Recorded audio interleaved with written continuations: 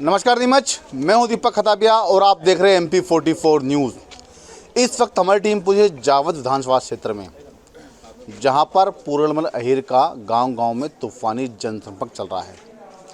किस तरह से वो ग्रामीणों से मिल रहे हैं, किस तरह से वो मतदाताओं का आशीर्वाद ले रहे हैं, हम बात करेंगे पूरणमल अहीर से। सर, स्वागत है मिशन आपका। लगातार गाँव के दौरे आप कर रहे हो, अपार समर्थन आपको मिल रहा है, क्या कहना है? देखिए, ये जो हमेशा का काम है, हर गांव में मैं कोई भी मौका हो हमेशा पहुंचता हूं और अभी केवल दर्शन करने के लिए और आशीर्वाद लेने के लिए गांव-गांव जा रहा हूं। ये घूमना निरंतर मेरा काम है और जनता जो है मेरा परिवार है ये पूरा, और परिवार के बीच में हमेशा रहता हूं।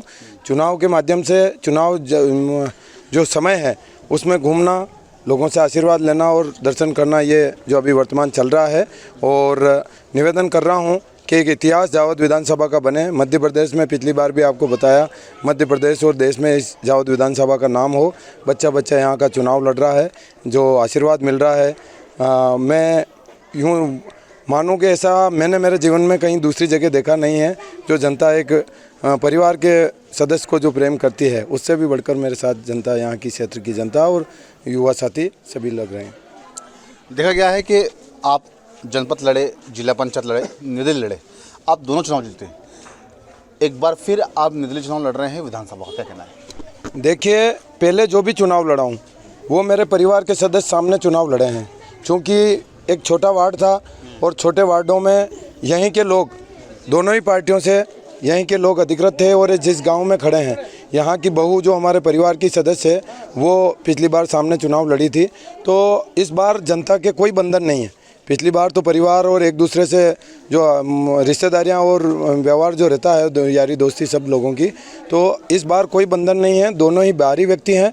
एक इंदौर से आए हैं धन के बल पे, और यहाँ यूँ समझो गांव के नाम नहीं पता उनको, लोगों को तो जानना बहुत दूर की बात है। और 20 साल से यहाँ राज कर रहे हैं, और उनको अगर गांव उपरेड़ा में आके पूछ लें कि इधर कौन सा गांव है और इस साइड कौन सा गांव है, तो पास वाले को पूछना पड़ेगा। और जो भ्रष्टाचार उनके कार्यकाल में हुआ है, जो विधायक निधि डिजिटल शिक्षा के नाम पे जो उन्होंने भ्रष्टाचार किया है, या आंगनवाड़ियों के जो अभी पैसे डाले खाते में मॉडल आंगनवाड़ियाँ बनाने के लिए, उसमें भ्रष्टाचार हुआ है।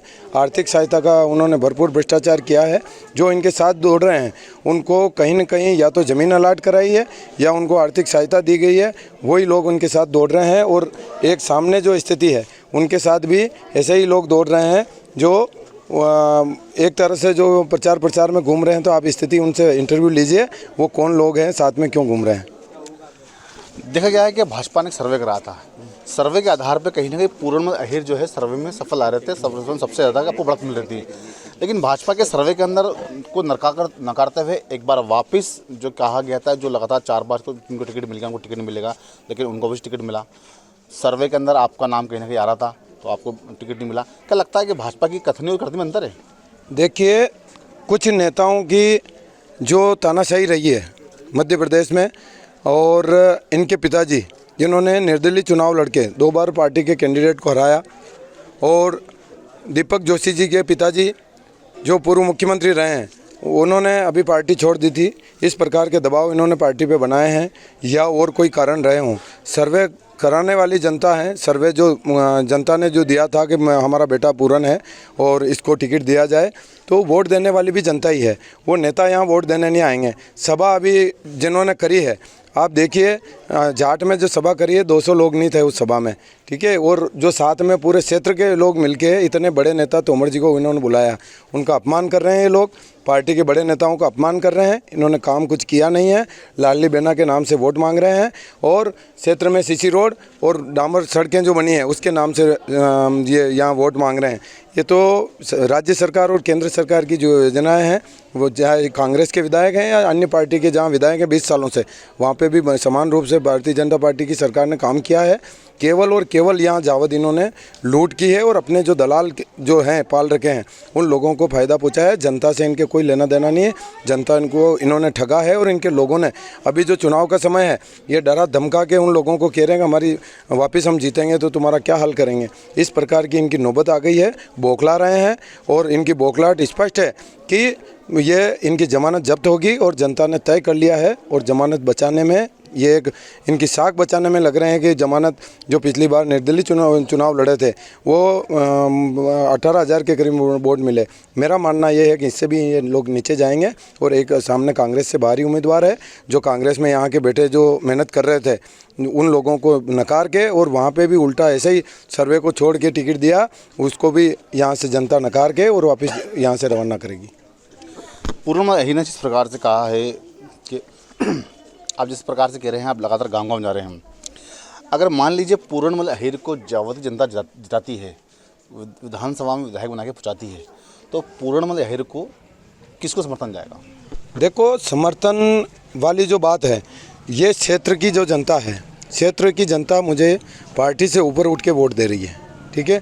और क्षेत्र के विकास के लिए जनता जो गांव-गांव में घूम रहा हूँ और गांव-गांव घूम के जो मैंने जो चीज़ें देखी है मेरे पिछले 8-10 सालों में, तो जो यहाँ के मुद्दे हैं, बड़े मुद्दे हैं, वो शर्त रख के और पार्टी के साथ जो है, एक तो बाणदा बांध जैसे बड़ी योजना है, वहाँ के आदिवासी भाइयों को ज़मीन उनको दिलाना, उनको आवास दिलाना, या एक जाट के पास में बड़ा डैम है, और भी ऐसी बड़ी बड़ी योजनाएं हैं, वो बात करके और क्षेत्र की जनता के विकास के लिए बात करेंगे और समर्थन करेंगे।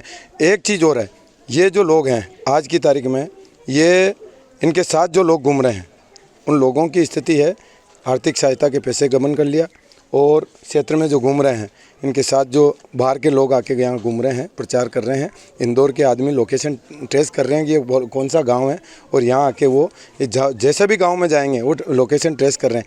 नीमच के लोग आके शैलेजा जी का प्रचार कर रहे हैं, जिनको ज़मीनें अलाट कराई है, किसानों की ज़मीनें छीन के उन लोगों को दी है। आज सचिन गोकरू जो जावत के मंडल अध्यक्ष हैं, उनके साले को केसरपुरा के यहाँ ज़मीन अलाटमेंट के नाम से उन्होंने, अलाटमेंट नहीं हुआ उसके पहले ही कब्जा कर लिया उसमें, और इस प्रकार से ज़मीनें और आवेदन लगा रखे हैं जो पार्टी के पदाधिकारी हैं। और जो बाणदा बांध की आपने बात की, लगातार बाणदा बांध के किसान लगातार बांध कर रहे थे, लेकिन आज दिन तक धरातल पे योजना नहीं उतर पाई, क्या कहना है? देखो, इन्होंने हमेशा किसान को छला है। पिछले इनके पिताजी भी जब मुख्यमंत्री रहे हैं, मुख्यमंत्री से बड़ी कोई पोस्ट होती नहीं है राज्य लेवल पे, और उस आदमी ने ऐसी कोई सौगात नहीं दी। वो तो हमारे बाप दादा जो थे पार्टी के नाम से और उनके साथ जो उन्होंने साथ दिया, लेकिन और ये मंत्री रहते हुए एक किसान के बेटे को कहीं अगर लाभ दिया हो, आप पूछ लीजिए। जापान और इटली के जुमलेबाजी करते हैं, इसके अलावा आए तब अफीम की बाजियाँ और फलाना ढिकड़ा, ये मतलब समय ख़राब करना है। मैंने जो स्थिति है उस आदमी का नाम लेके, और जनता ने तय कर लिया। देखो, जो करना है जनता के हाथ में है, जनता जनार्दन है, और जैसे जो विराट रूप भगवान ने दिखाया था वो आज जनता यहाँ विराट रूप दिखा रही है, और दिखने वाले को दिख जाएगा, और दुर्योधन जैसे कि उनको पता नहीं चलेगा, वो लगे रहेंगे, कोई दिक्कत नहीं। तो ये थे हमारे साथ में पूर्णमल अहीर, जिन्होंने साफ कहा है कि एक बार फिर विधानसभा चुनाव के अंदर वो निर्दलीय चुनाव जीतेंगे और विधानसभा में जाएंगे और विधानसभा में जावत का प्रतिनिधित्व करेंगे। आप देखते रहिए MP44।